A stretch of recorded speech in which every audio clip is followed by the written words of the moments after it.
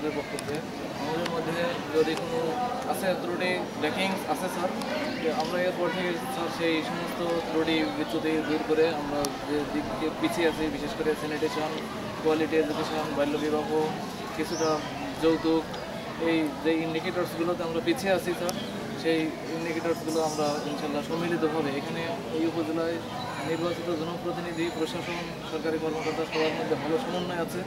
আমরা সমন্বিত প্রচেষ্টার মাধ্যমে এই কার্যক্রমগুলোকে স্যার ইনশাল্লাহ এগিয়ে নিয়ে যাবো। স্যার দোয়া করবেন।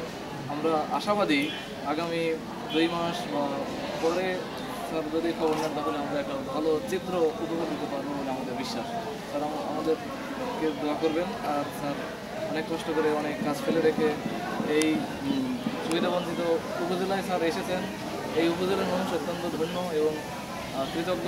আমরা স্যার আমাদের উপজেলা প্রশাসন, উপজেলা পরিষদের তরফ থেকে, এই কিশোরগঞ্জবাসীর তরফ থেকে স্যার আন্তরিকভাবে সবাইকে স্যার ধন্যবাদ জানাচ্ছি।